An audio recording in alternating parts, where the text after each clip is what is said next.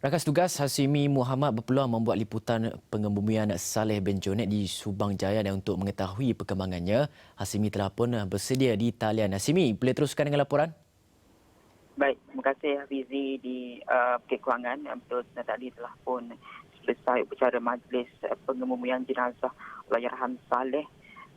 di Tanah Kuburan Islam di SC 22 sekitar 11.30 pagi, dan di mana Hafizi katakan juga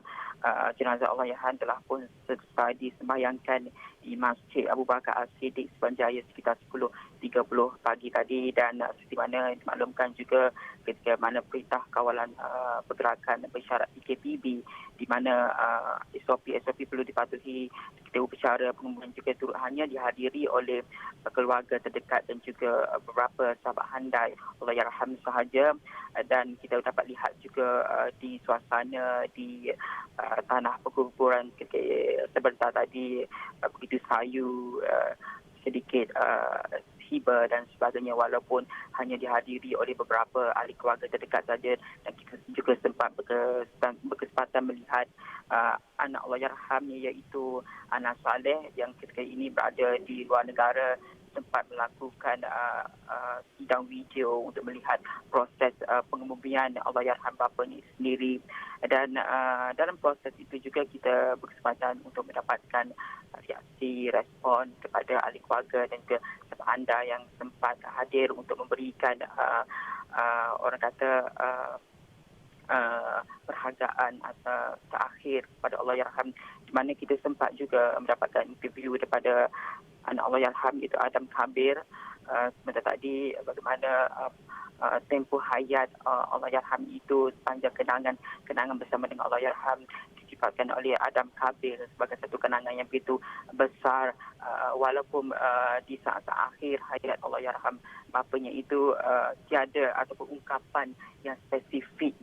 diluahkan, hanyalah senyuman yang terukir kerana keadaan kesihatan yang tidak mengizinkan. Namun bagi Adam Kabir, perkara itu ataupun simbol itu akan dikenang oleh beliau sehingga hayat beliau sendiri. Dan juga kita sempat menemubual kakak Allahyarham iaitu Siti Hawa Saleh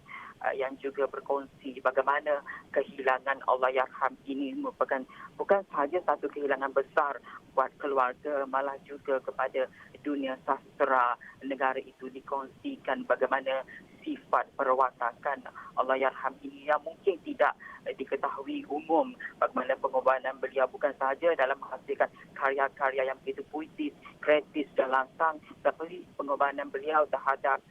keluarga yang sanggup berkorban susah payah ketika masih kecil sehinggalah Allahyarham itu berjaya. Dan juga digambarkan juga bagaimana perwatakan Allahyarham ini oleh sahabat sahabat karib beliau iaitu Taib Wahab, yang menggambarkan bahawa perwatakan Allahyarham ini seorang yang begitu private sebenarnya. Hanya sahabat handai saja yang akan mengenali bagaimana keistimewaan perwatakan ataupun sifat yang ada pada Allahyarham ini, dan digambarkan sehingga hayat akhir Allahyarham ini, Allahyarham masih lagi memikirkan mengenai karya, mengenai isu nasional, mengenai isu masyarakat, dan itu jugalah digambarkan bahawa luar biasanya sifat yang ada kepada Allahyarham Saleh ini. Jadi kita akan bawakan laporan ini di buletin-buletin seterusnya, Hafizi. Untuk jam ini, saya kira setakat itu dulu yang boleh dikongsikan buat masa ini. Okey, baiklah, terima kasih Hasimi Muhammad atas laporan itu tadi.